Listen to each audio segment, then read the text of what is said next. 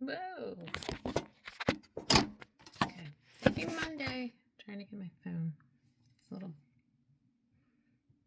more faceless. Breast. Okay, that's fine. Good enough. Good morning. Happy Monday, everybody. Hope everyone had a really nice weekend and did some cool, fun things. Today, got up at 5. I had yoga at 5:30. And now it is like 7:20 and I'm getting ready. I have a doctor's appointment, just a dermatologist appointment at 8:30. So let's get ready for that. Let's get ready for our day. I am showered. I did not wash my hair, but I did. Actually, I did wash my hair. It says shampoo.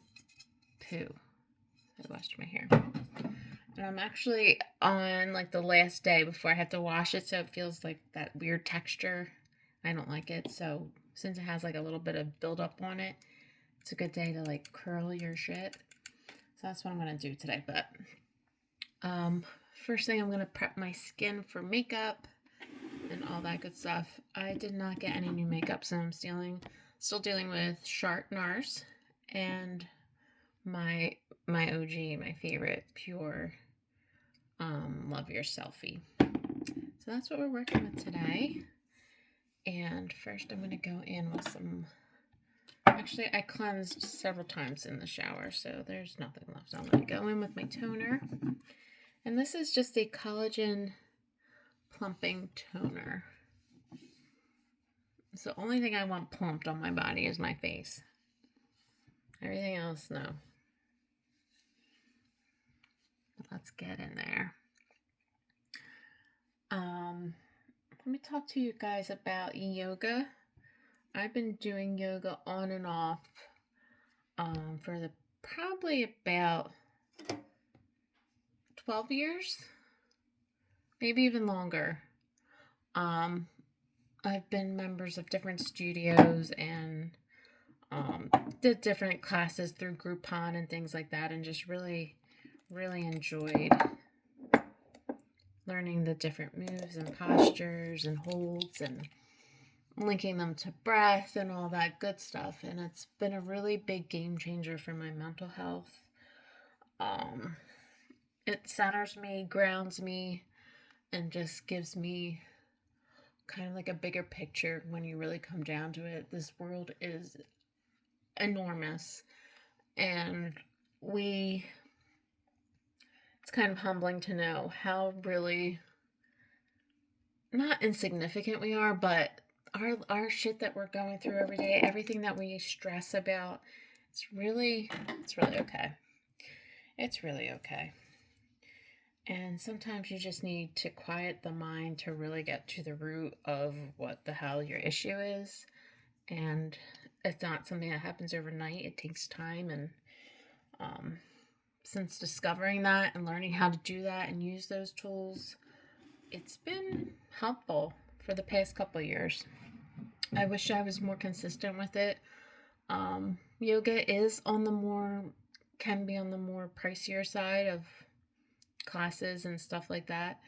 I'm thankful to have found this local studio that is donation based, and they offer classes at a suggested price, which you can definitely pay, and they have class passes and memberships and stuff like that, but they also offer a donation base. So if you're really down and out but you want to tune into yoga and get your mind right, you can just show up and go.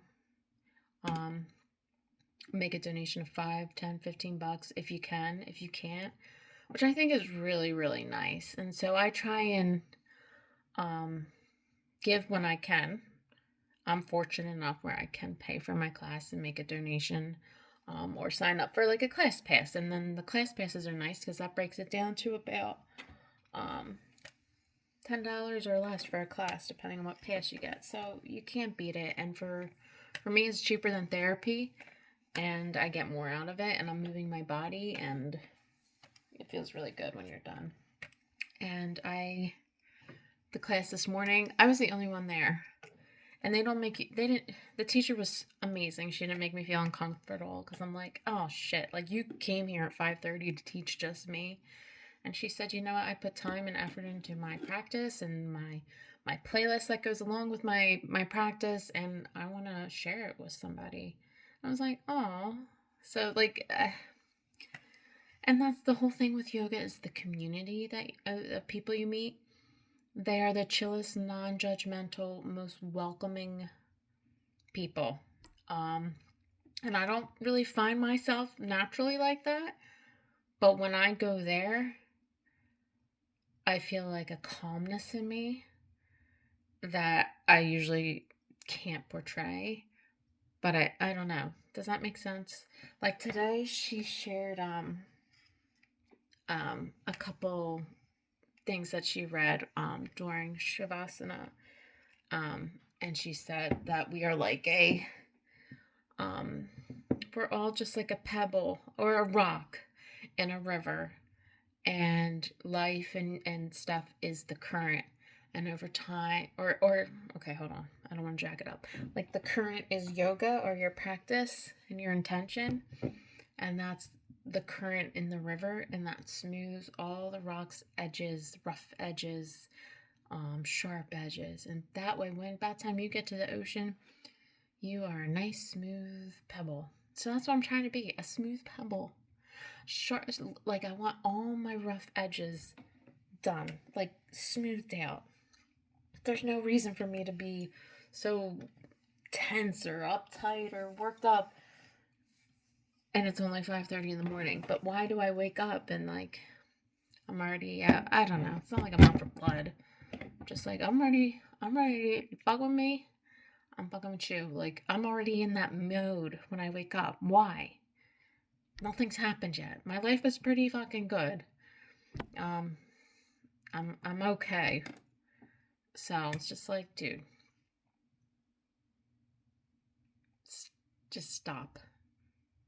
So that's where I'm at with that.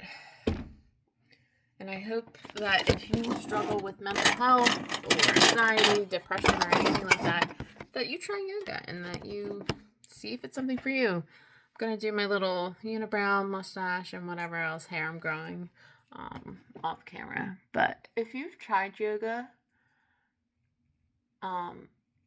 share with me what kind of benefits you've gotten from it. What things did you enjoy from yoga? Or did you not like it, and why?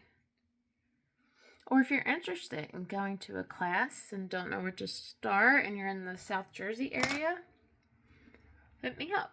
I'll tell you where I go to practice, and if you ever want to go to a class or want to go to a class with me, I think that would be awesome.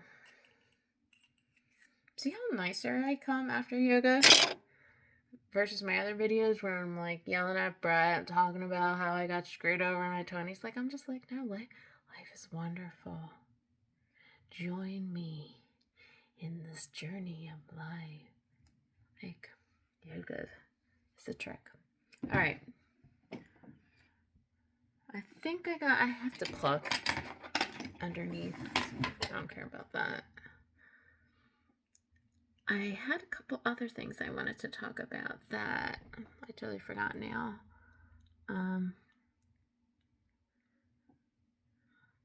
I would just say that I do have a dermatologist appointment at 8:30. I go once a year, and they usually find something, and I have to go back and get it dug out or some shit. And now I have a bunch of like, I don't know, scars on my back. I don't know if you can see them. That's my badass tattoo. But I have things dug out of my legs and my back, and they've all come back fine, thankfully. But it's just kind of like, I get upset because I'm like, ugh. Not that I want to risk any kind of melanoma or cancer or whatever the fuck these moles are, but I just wish they would stop hacking me out. I'm seeing a new doctor. My other doctor sent me a letter and saying I don't see him anymore. I don't know what happened. But I was like upset. I'm like, dude, I've been going to him for years and he's just gonna drop me like that? Like, not even a call, not even a text. And I was upset. I even told Brett, I'm like, this feels like a breakup, like a weird breakup. Like, he just, like, I feel played. I feel ghosted. Like, I don't understand. I was like, did I do something wrong? I'm like a pretty decent patient. I don't know. It's still fucking with me. You can see it on my face. I'm still like, why did he? So when I go there, I'm just gonna ask, where he be? Where he at? Why'd he ditch me? And if he's still practicing there and working there, I want to know why I'm seeing somebody new all of a sudden. Okay? Because, like, to disrobe and, like, show everybody your whole body while they're inspecting it, like, that takes a lot. And, like, it's been years. And I'm not that I'm comfortable, like, stripping down in front of this dude, but it's, like, a familiar face.